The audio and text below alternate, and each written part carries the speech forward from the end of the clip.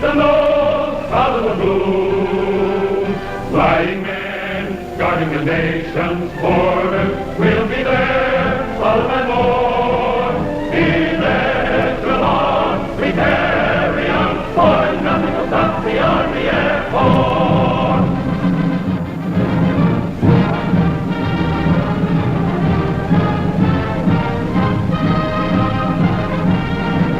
This is a very important moment, a very important scene, and fortunately, it's happening more and more frequently. Some of you, it may be unfamiliar, yet others of you may recognize the significance of that Army command car and the curious look on the faces of that combat crew. And among them is a young man to whom this day is one of precious remembrance and importance. Yes, that's Rear Gunner Corporal Williams, or Pee-wee as the boys call it.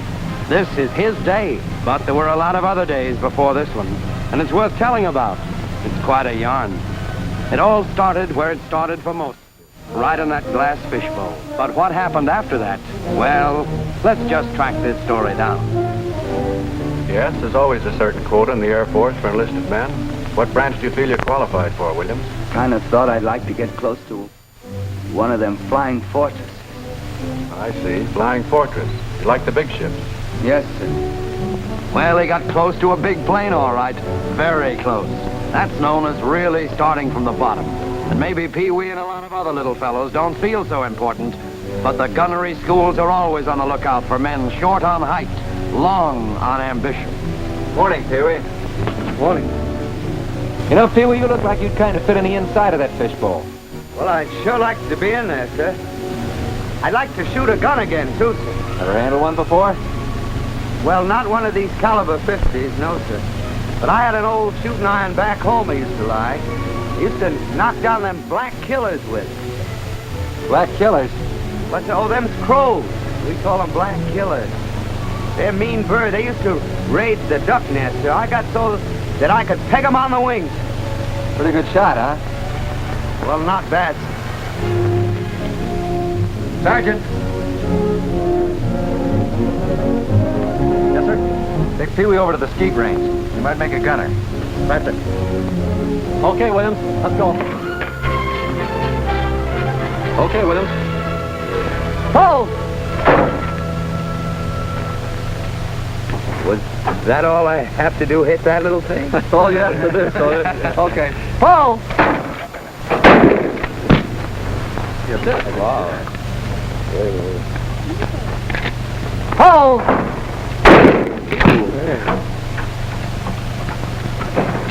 Paul! I like that. That's all right. Pretty straight. Paul!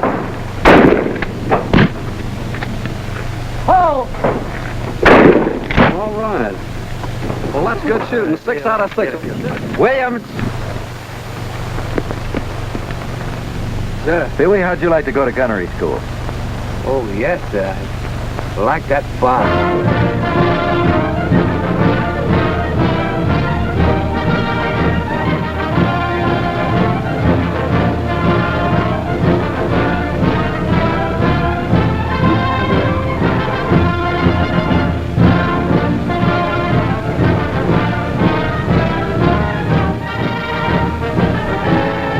There they go, embryo marksmen of the skies. Those fellows mean business. You'll be hearing from them. They're aviation's mightiest little men. Where do they come from? From every corner of America. And here they are, student gunners at one of America's 3 vast gunnery schools. Yes, and there's Pee-wee. It's his first day, and he's on the brink of a new world. Gentlemen, you volunteered to come to this station to learn to become combat aerial gunners.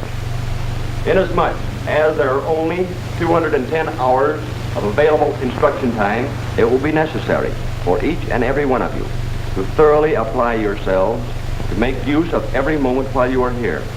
And they will be divided into small groups of 6 to 10 men. Each group will have one instructor who'll be your guide and teacher throughout the 5 weeks of this course. The job of the aerial gunner is a vital and important one.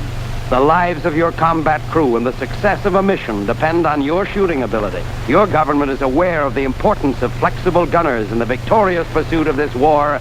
They know that the fire from your guns is the fire of freedom, Good luck. Aim well and shoot straight.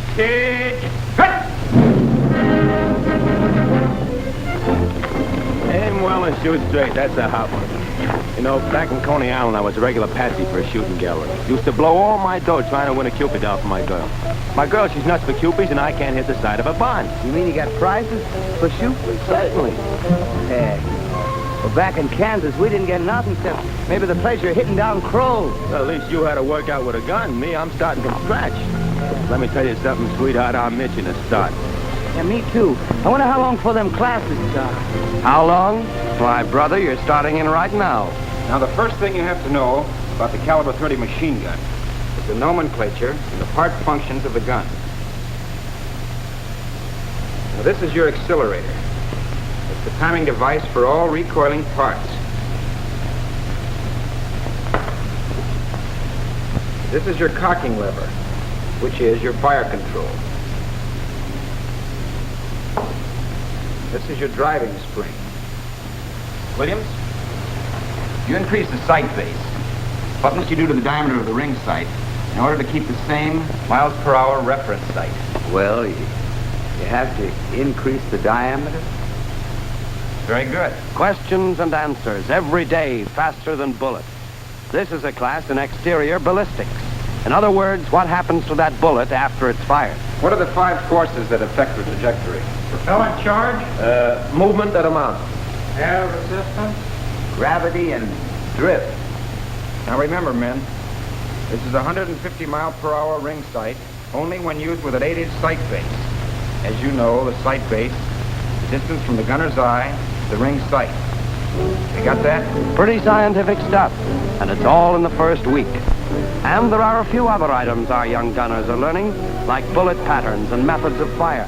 And toward the end of that first week, that itching trigger finger of Pee-wee's gets its first workout. One, hold! Give, pace! Hold up! Well, get a load of those mounted turrets. This is what they've been waiting for. But we're still in the first week, and the boys aren't ready to start firing yet. Right now, they're merely getting acquainted with the operation of the turret.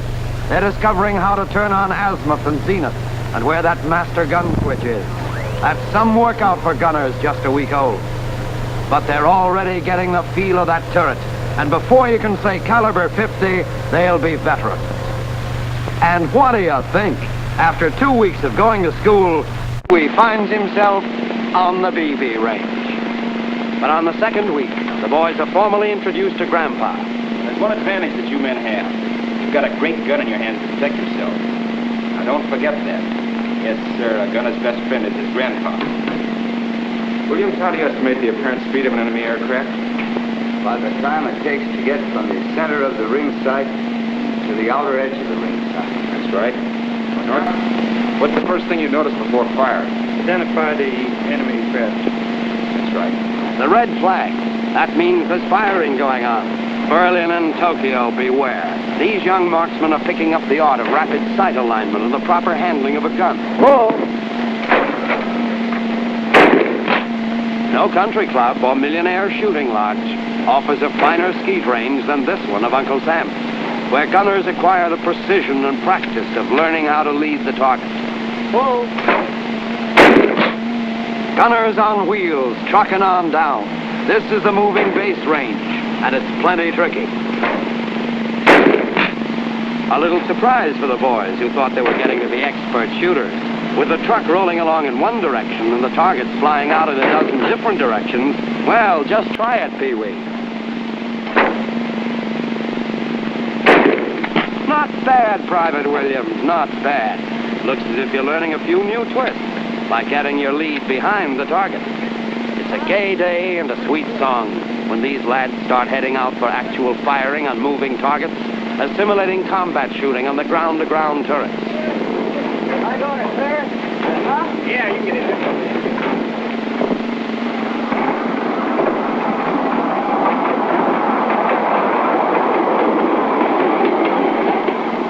Williams, you learn in construction of sights and relative speed how to estimate your lead.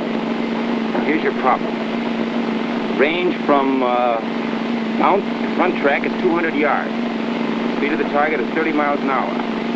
What's your lead? A quarter of an inch outside my inner ring. Okay. I'll track your target and fire on whistle.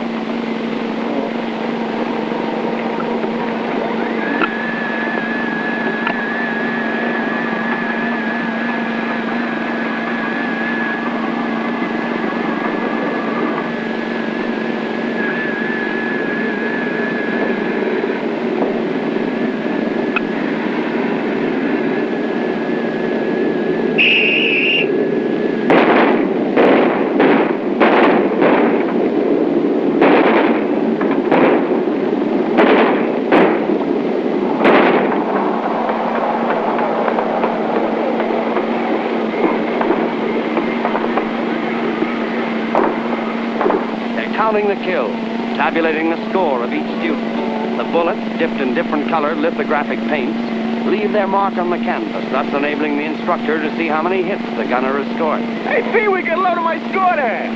Boy, if I'd had a gun like that 50 caliber, just think of the amount of Cupid guns I could have knocked off at Coney Island. You can't win any Cupies in the Air Force, Benny. But if you keep on shooting like this, we'll let you get a couple of Japs. Hey, save some for the rest of us, Sarge. Not so fast there, gunner. More ground school and study and midnight oil. But all the better to shoot well. Sight harmonization. The adjustment, the sight, the gun. So that the line of sight will intersect the trajectory of the projectile at the desired range. We're sure learning mighty fancy words. The Whistler boys and girls will be making the scientific movie. Well, here it is, the beginning of the 4th week, and they're back on the range. But there's one difference. Up until now, the gunner has learned how to shoot under normal conditions. Now, however, on this malfunction range, he runs into trouble. He finds out what to do when things go wrong. Another precaution for the gunner's protection. Men, in each one of these guns, we have put broken parts or damaged rounds. You will learn to determine by the action of your gun just what the malfunction is. Now remember this. The gunner in the air must be able to find the cause of a stoppage or jam with the greatest possible speed and without completely stripping his gun. Williams, charge your gun and fire. It won't feed. What do you think's wrong? I don't know.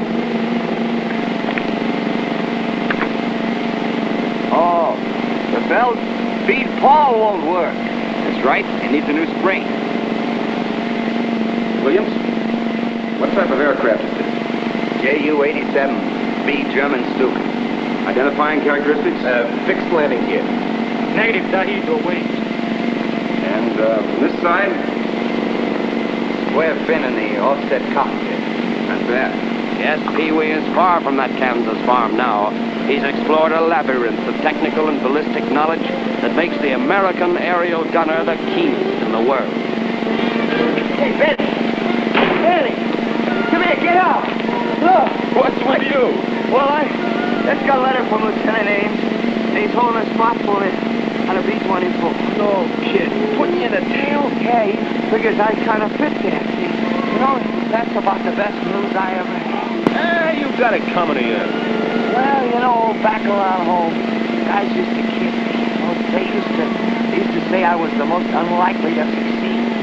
Well, they kidded me so much, I began to think they had something. But this letter is gonna change all that. You said it. While you belong in that fishbowl like Like corn in a husk. Sure, Yeah. sure. You can tell them all what time it is now. Sure, kid. Look, Pee-wee, I've been taking a gander at this war. And let me tell you something. From where I sit, from my tail seat, it's the gunner boys that are giving out with the stuff that's going to decide this plan, Vic. Well, yeah. Of course, it's only my personal opinion, but... Well, you know, the way I look at it, it takes all kinds of guys doing all kinds of jobs to win this war. But ours is, I figure, is a mighty big job. And by golly, it makes you feel big just to be in it. Hey, fellas, hurry up. It's 9 o'clock. We're due out on the range for night firing.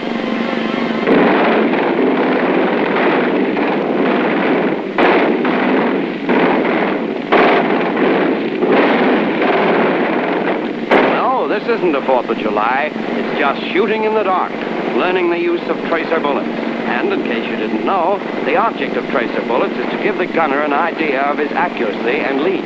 Those gunners will tell you that this is fascinating stuff. Those bullets, by the way, are chemically treated so that they light up, giving the gunner a perfect preview of where his live bullets are going. Hey, Benny! Yeah?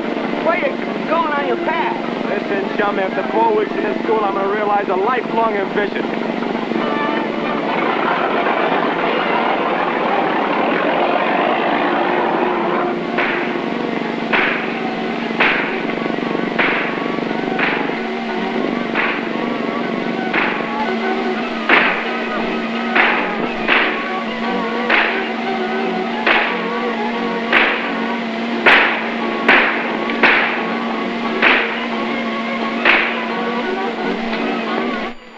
Get up again. Oh, give us a break, will you, soldier? You know you're going to shoot me in the Banker Street.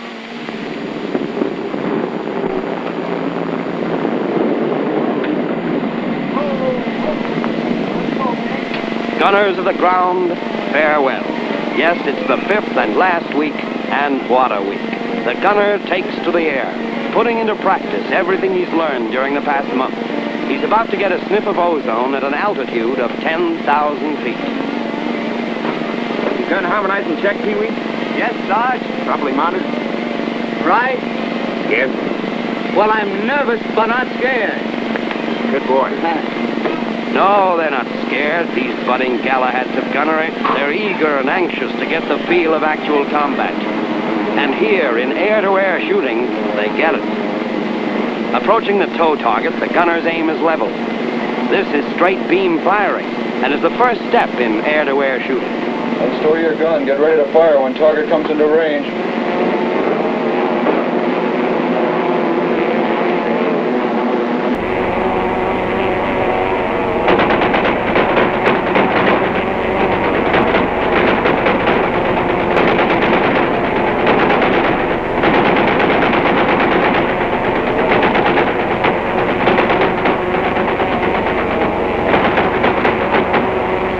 Of days, maneuvers become a little more elaborate.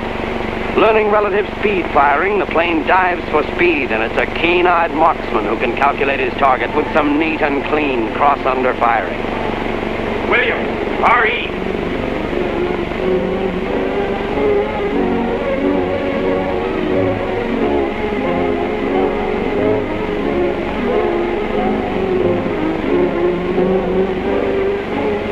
Congratulations, William. Thank you.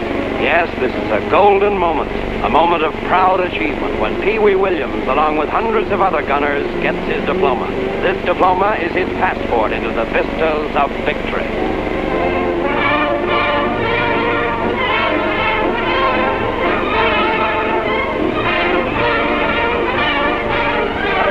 Welcome home, Pee-wee. Thank you. Meet the crew. Lieutenant Black. Lieutenant Doyle. Hi, Pee-wee. You made the sergeant. Yes, how are you? Sure. The fishbowl's waiting for you. One-room apartment just for you. Well, looks like home. All right, man, you take command. Realizing a long visional dream, Pee-wee, a full-fledged, flexible gunner, becomes a part of America's vast, striking air force. And he joins the valiant flyers heading for a place called Over There.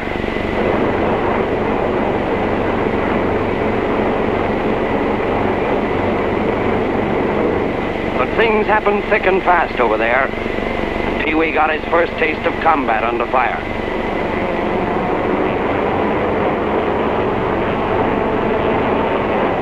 1-0 approaching from the left. Those weeks at gunnery school are flashing through his mind.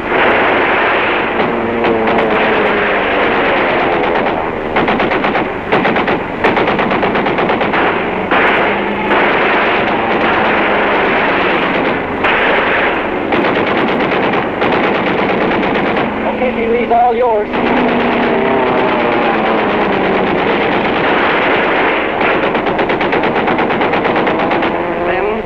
Very first mission. You get him, Pee-wee? Well, that ain't no clay pigeon burner. Only a few weeks in the Pacific, and Pee-wee and his brother gunners of the crew had a lot of notches in their belts. Notches for annihilating Nipponese planes. And then, one dawn, July 15th, the crew took off on a bombing mission. A particular mission of strategic importance.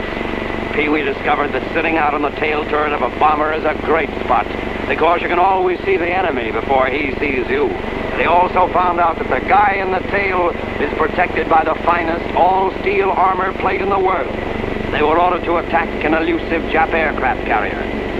Once the target was sighted, every keen-eyed member of that crew swung into action. The pilots, bombardiers, the gunners at their stations.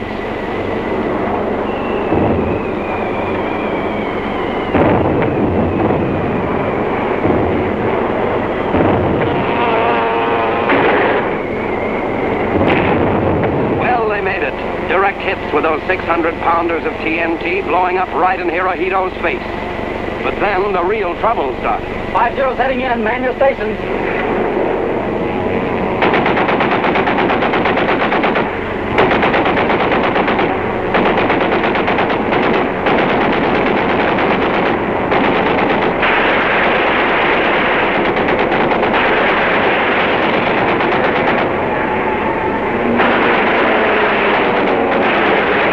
Hail to pilot. Level off. 2-0's heading in.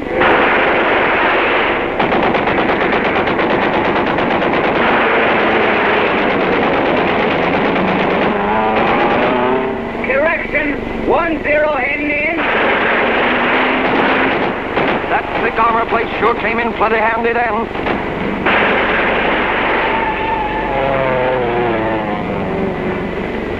One and 4 motors are hit. We're losing altitude fast. We're not through yet. One more trailing us. Stand by. It looks bad. They're just waiting for us to drop. I hope those gunners can hold them off.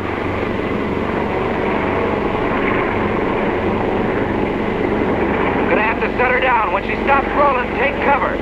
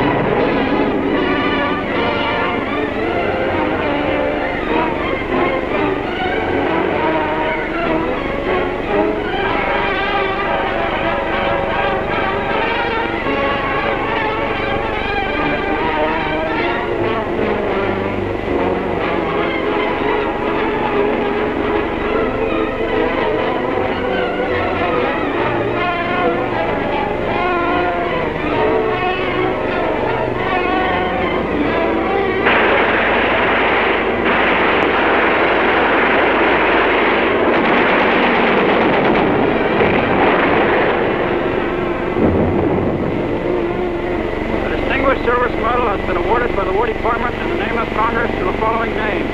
Corporal L.A. Williams. Corporal Williams, an honor and joy to share this memorable day with you. War doesn't always allow us much time, so just let me say that I'm as proud of you as the crew members and crewmates whose lives you saved.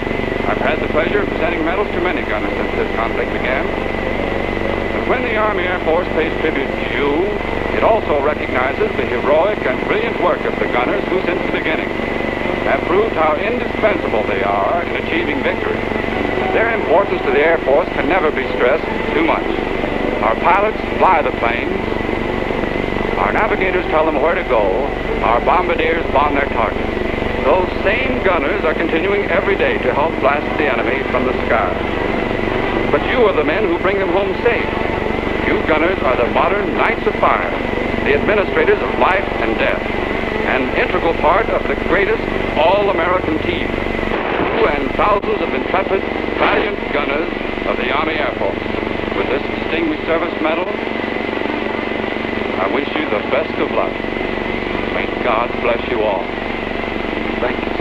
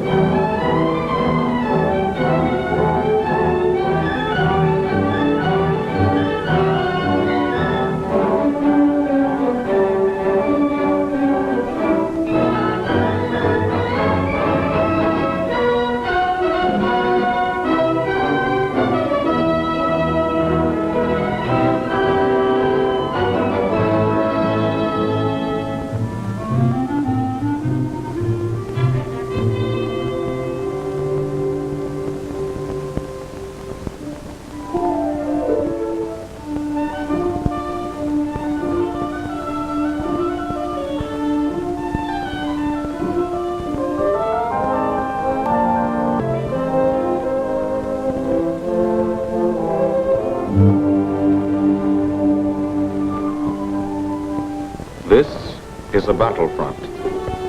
A battlefront like no other in the long history of mankind's wars.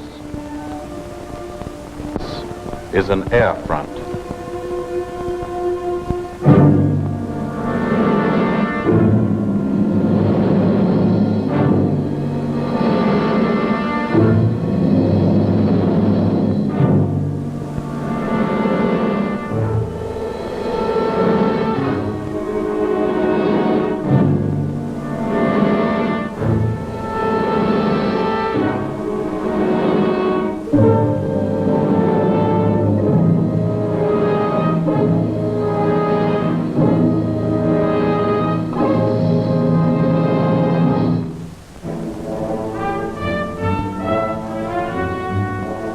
The working day begins, as it will end, with the ground crews, as much a part of the fortress as her wings. If you're a mechanic, you've got your own bomber. You get attached to it. But you know when your ship goes out on a mission, you may never see it again. So you do your work as well as it can be done, perfectly, because you wouldn't want anything to go wrong that would be your fault.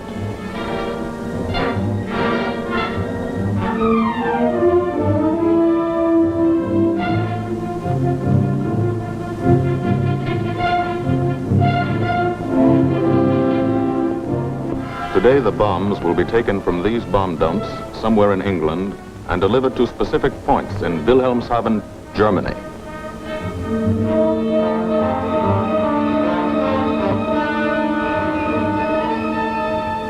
To deliver them is the job of the 8th Bomber Command, just a hauling job, yet one of the most difficult and complicated of military operations.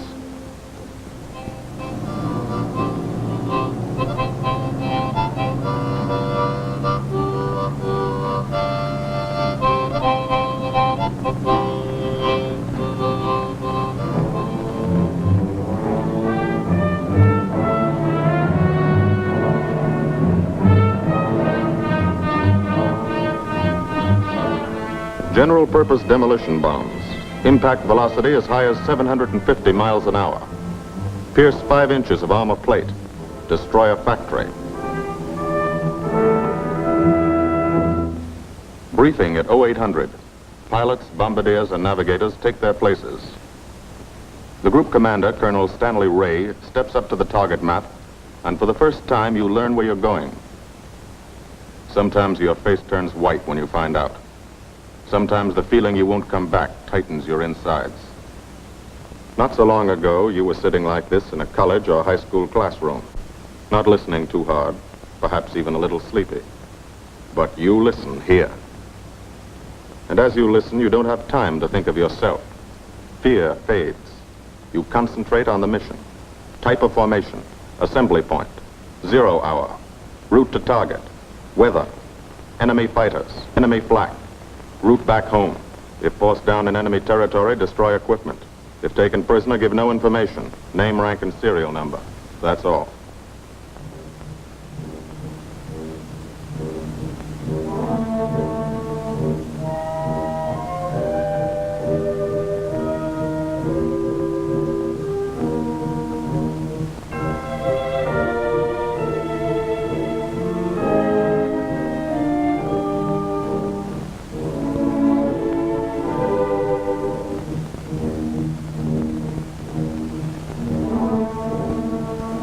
These are the passengers with one-way tickets.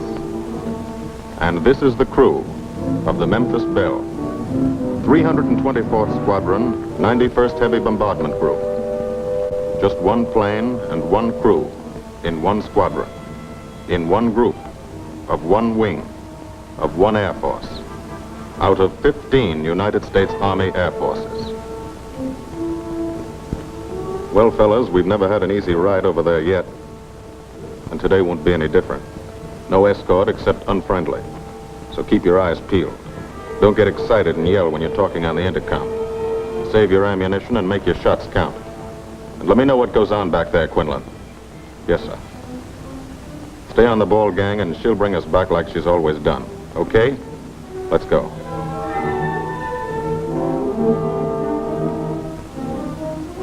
They have completed 24 missions. In this, the toughest theater of air war, the big league of sky fighting. Their experience is priceless. And so, if the Memphis Belle comes back this afternoon, they will be sent to bring the vital lessons they have learned to thousands of air crew men in training at home. Home is America.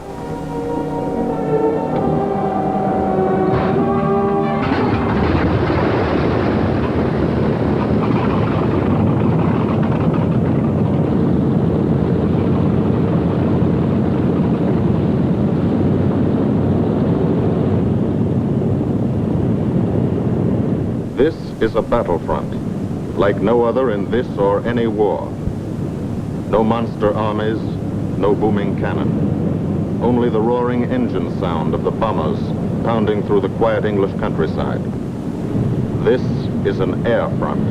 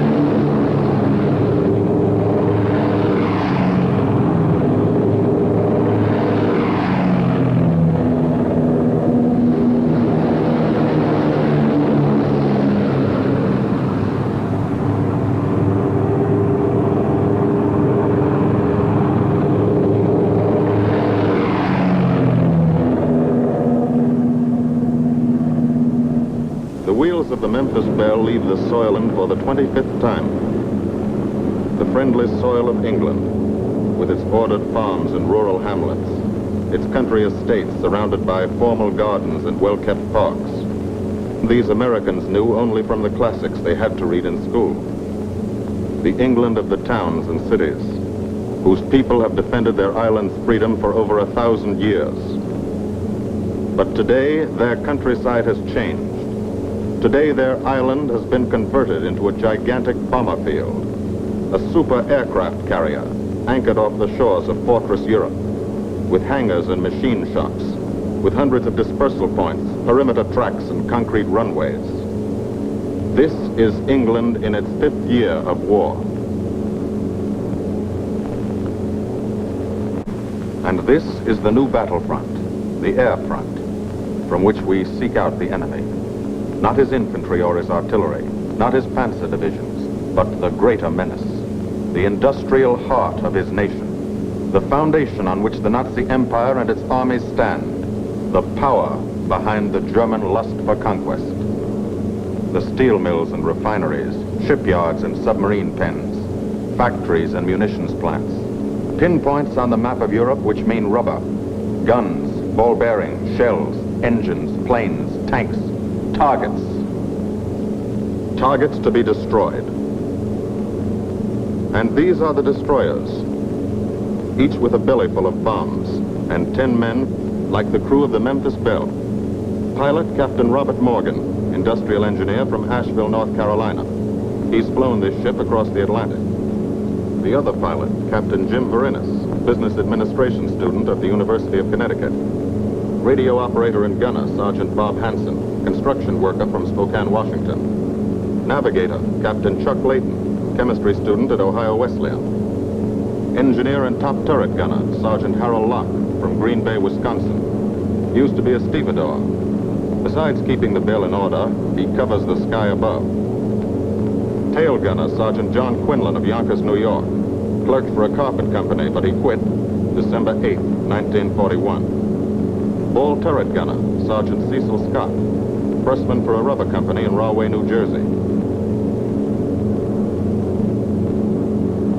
Pilot to crew, 10,000, put on oxygen. They're climbing higher now, 300 feet a minute. The strain on the planes and on the men is mounting. The rest of the crew, Bombardier Captain Vincent Evans, operated a fleet of trucks in Fort Worth, Texas. Waist gunners, on the right, Sergeant Bill Winchell, chemist for a paint company in Chicago. And on the left, Sergeant Tony Nastal, used to repair washing machines in Detroit when he was a kid. Now he's 19 and has 2 Nazi fighters, confirmed.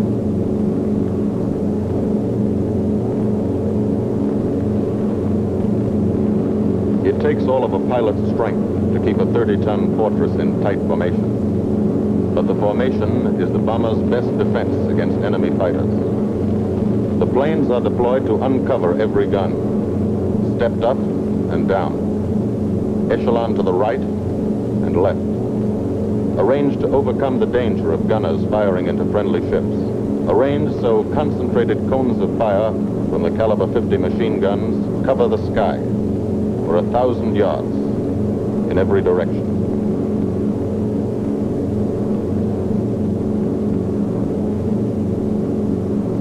The friendly coast of England slips by below. It doesn't look like much now, but in a few hours when you come back, if you come back, this will be the most beautiful view in the world. Higher and higher, climbing to reach your best operational altitude, 25,000 feet, 5 miles straight up. So high you can't be seen from the ground with the naked eye. So high that after 1 minute without oxygen, you lose consciousness. After 20 minutes, you're dead.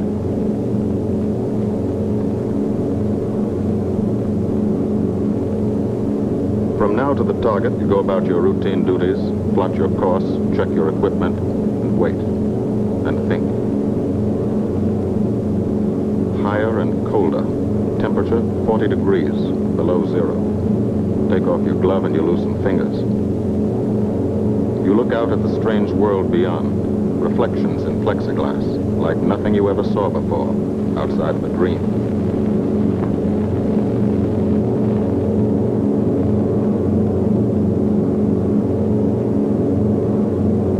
Higher and higher into the lifeless stratosphere, until the exhaust of the engines mixing with the cold, thin air condenses and streams the heavens with vapor trails.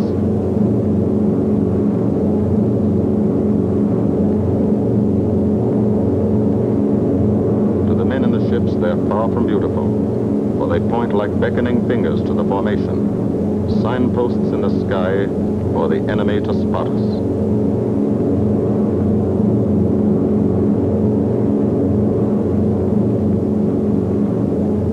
For these bombers to accomplish their mission, a plan is needed. Carefully worked out, timed to the minute. The job is to bomb Wilhelmshaven effectively and economically.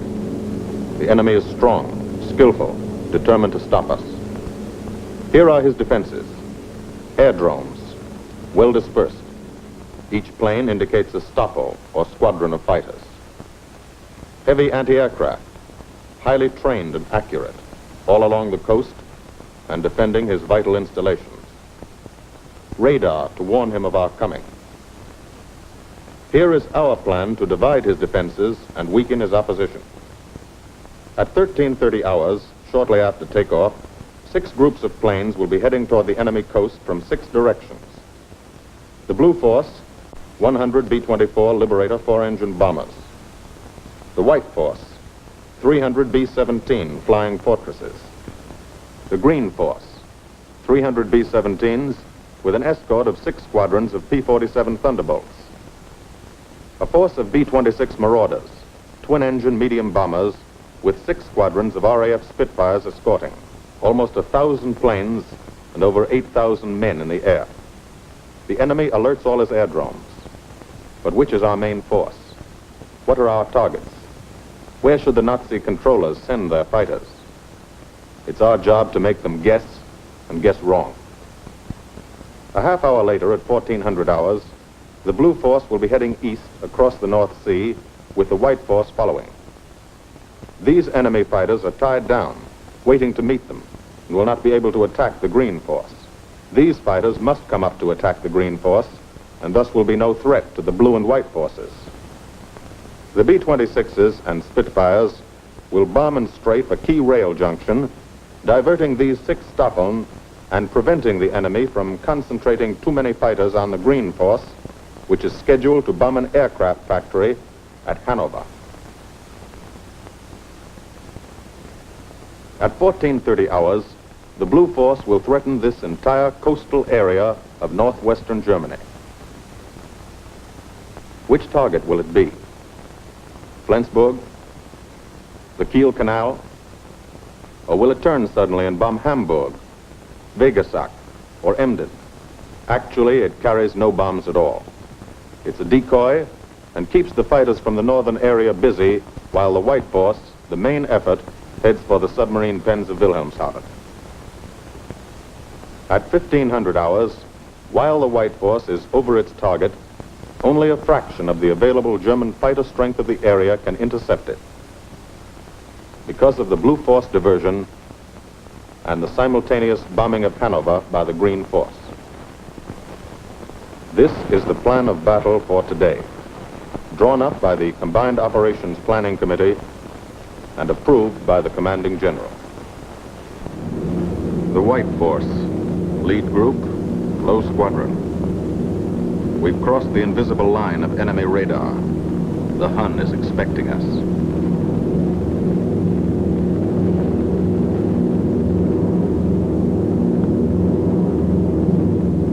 Steel helmets go on. Watchful eyes strain. Tight formations are held tighter still. Tense gunners more alert because here it comes. The enemy coast.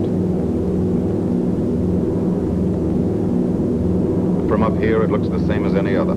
Houses, roads, green fields, factories, waterways. But they are the houses and fields of those who invade and oppress. They are the factories and roads of the people who twice in one generation have flooded the world with suffering. Suffering in such quantity as the history of the human race has never known. Brought torment and anguish into countless American homes. Gold stars and telegrams from the War Department.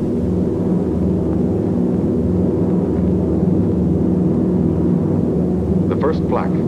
Just harmless-looking, silent puffs of smoke. Only each puff is a shell exploding, throwing shrapnel around the sky. Exactly the range. Accurate flak by radio prediction. 5 miles down, Nazi anti-aircraft batteries have calculated the altitude, speed, and course. Where will the next one hit? You try not to be there.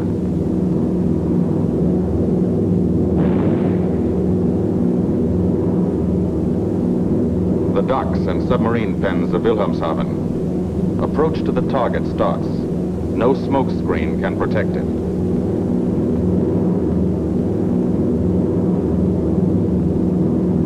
Now the enemy knows the path of your approach and walls that path with a flak barrage. But you fly right through it. Flak so thick you can get out and walk on it.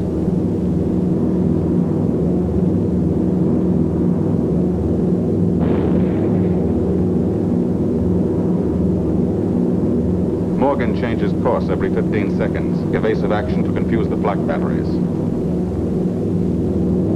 Bomb sight set for correct altitude and speed. Bomb bay doors open. The bombing run begins. Pilot to Bombardier. Okay, Vin, you've got it. Now Evans flies the Memphis Belle, controlling it through the bomb sight. And now we are most vulnerable. Committed to our bombing run, we can't dodge flak or fighters. Here's the first.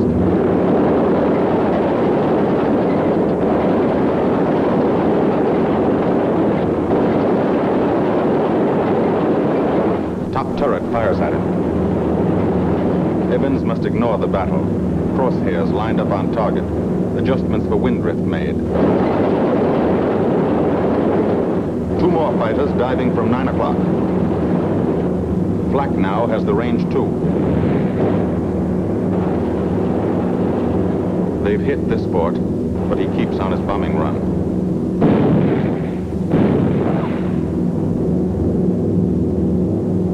As lead bombardier, Evans's aim must be good. Every other ship in the group will drop its bombs when he drops his. Now one pointer on the bomb site moves toward another stationary pointer.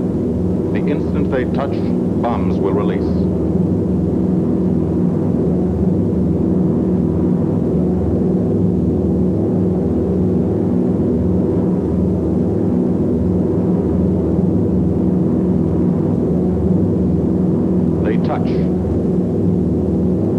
Bombs away.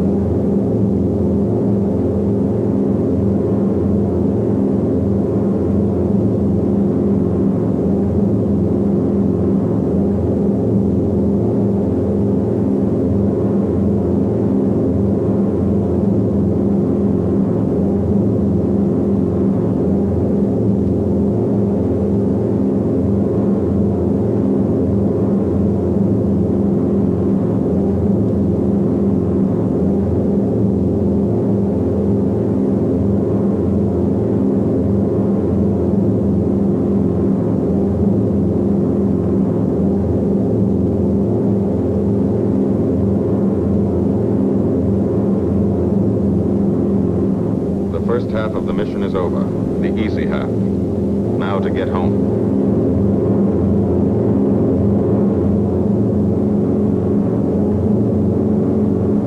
The flak stops. That means fighters out there somewhere. A staffel lurking behind that cloud, or hiding up in the sun where the glare blinds you, and you can't see them, waiting to dive down on you. Fighters at 6 o'clock. This is what a gunner sees. A speck in the sky, that's a fighter. And then a blink, that means he's firing at you. 2,300 rounds a minute.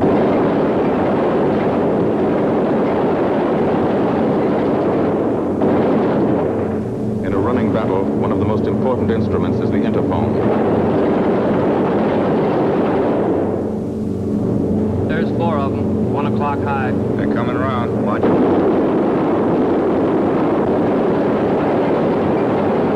Fighters, 6 o'clock up, coming in, diving out, Chief. P-17 in trouble out at 2 o'clock, watching. Got an engine on fire.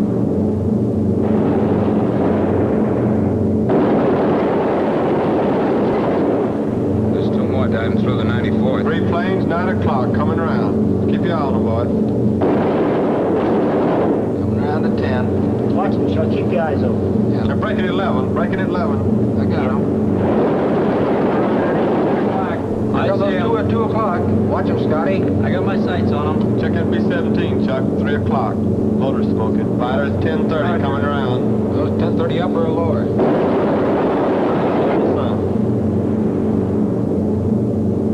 B-17 out of control at 3 o'clock.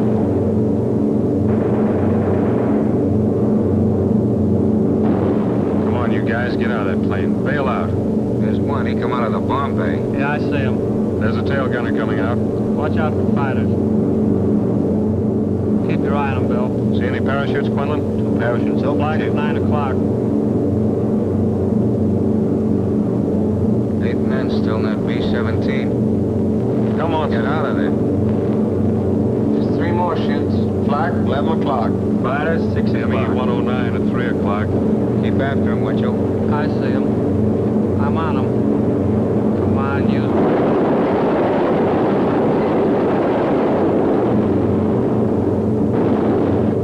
I got him. Quinlan, confirm that fighter. He got him, Chief. Look, he's bailing out. Don't yell on that intercom. Fighters, 10 o'clock. Watch those 2 at 12, Ben. They're coming in. They're coming in, Scotty. Get that ball turret on him. Save the ammunition as much as possible.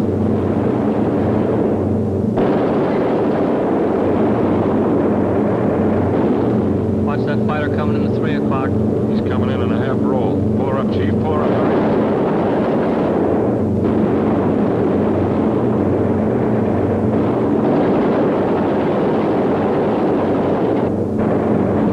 This fortress is hurt. Engine on fire, losing airspeed and altitude, drifting into the flak, alone and helpless, a straggler. In a minute, Nazi fighters will swarm in like buzzards for the kill. You can watch, but you can't go down to help. You keep your formation.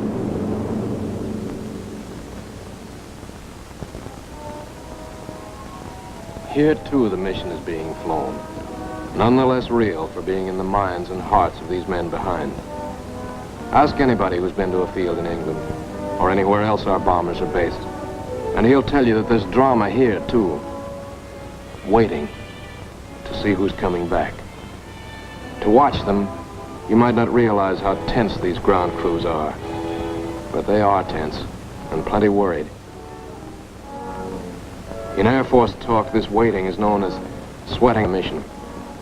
These men know the flight plan.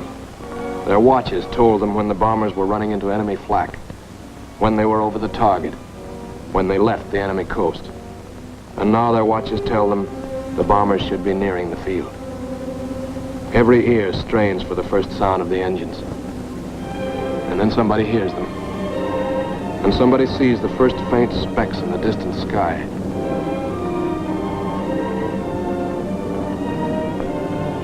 Every face turns to see and count. The watchers try to read the numbers on the ships.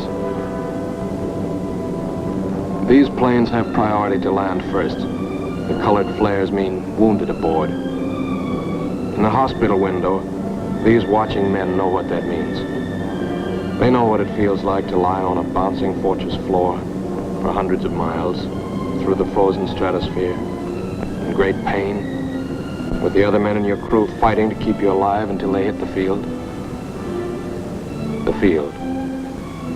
Home. It'll be okay then, because there'll be medical care. The best, as soon as the wheels of your plane stop rolling.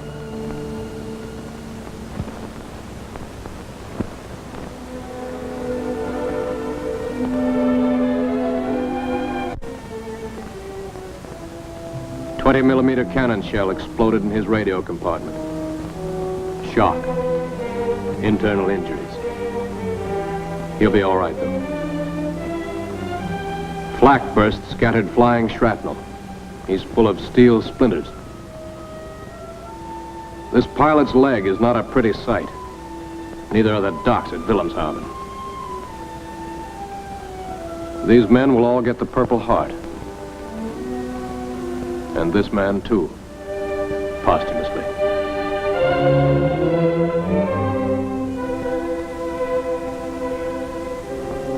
transfusion right in the plane. This gunner's too weak to be moved.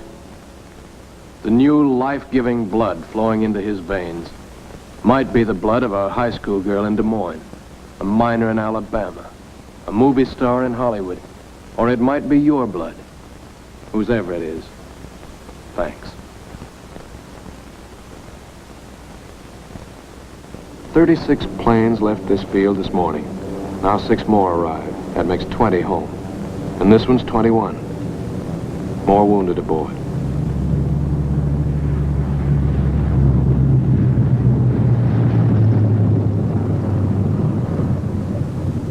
.22, coming in with his left inboard engine dead.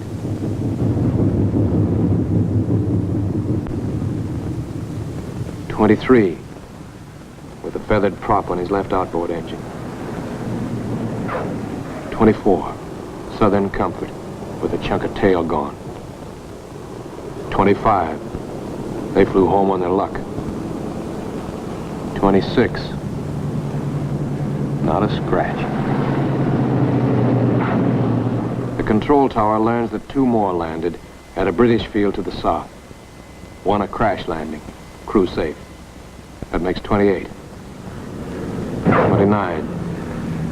A rough landing, but her pilot's badly hurt. It's a wonder he brought her back at all. 29 planes back, so far. 29 out of 36. Our losses were heavy, but the enemy's were far heavier. We destroyed a German aircraft factory, a rail junction, submarine pens, docks, and harbor installations. That's specific, known damage.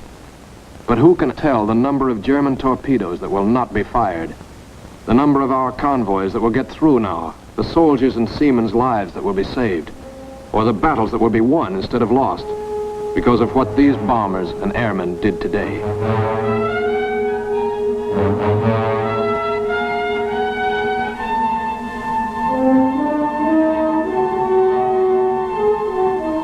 Pilot and tail gunner. They can laugh now. Fire on the inboard engine did this. Flames streaked back and burned the stabilizer, too. Another crew luck brought back.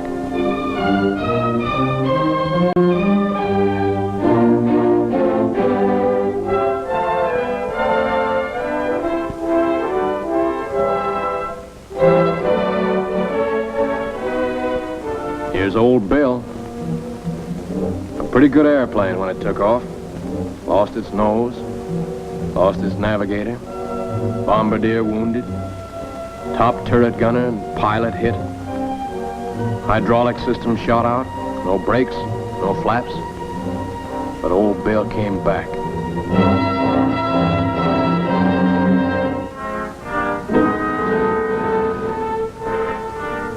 Now, among the returned crew members, talk flows like a river, talking out every detail of the mission. These are the faces of combat, faces of Americans who have watched their comrades die, faces that can never forget the enemy, and they're in no mood to have their picture taken.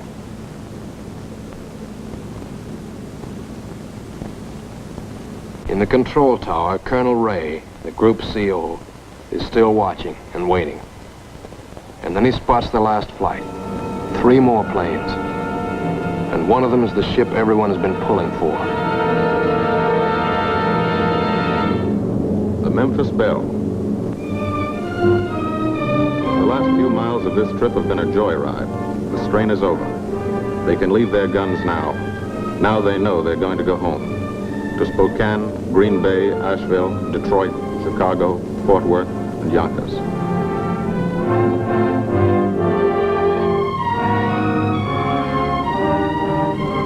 The bell comes in for her landing. But first Morgan buzzes the field, cuts the grass with the giant fortress. It's against the rules, but this is a special occasion.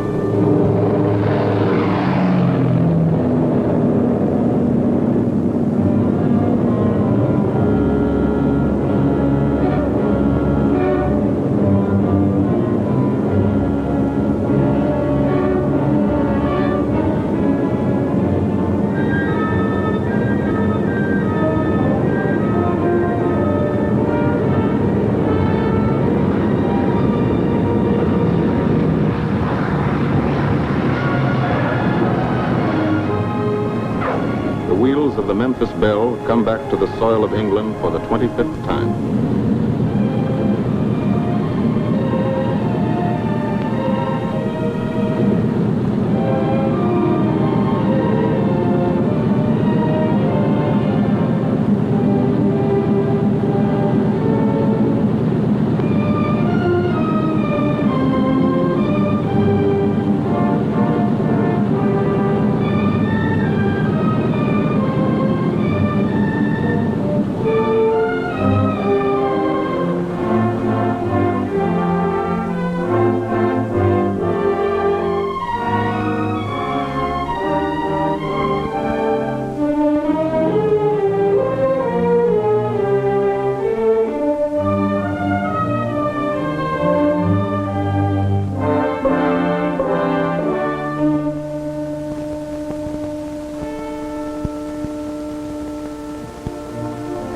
This is a day they will never forget.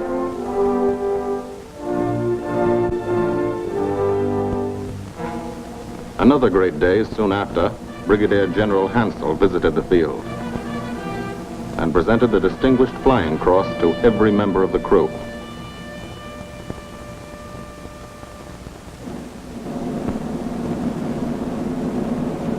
And then there was another day.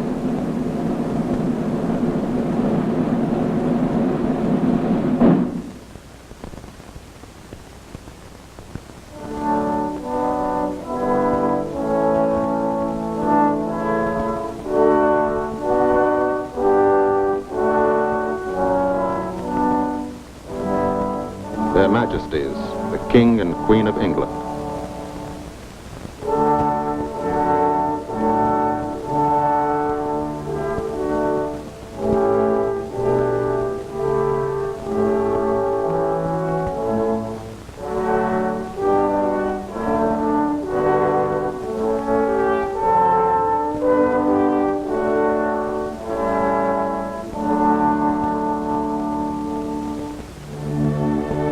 Johnny Quinlan never thought anything like this would happen to him when he left Yonkers.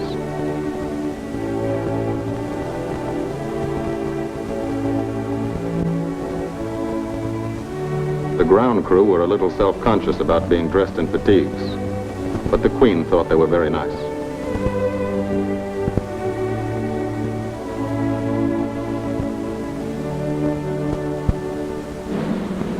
Finally, two more visitors came.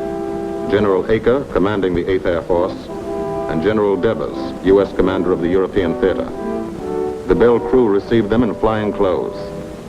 As General Acre read the order for their 26th and most important mission, return to America to train new crews and to tell the people what we're doing here, to thank them for their help and support, and tell them to keep it up so we can keep it up, so we can bomb the enemy again and again and again until he has had enough. And then we can all come home.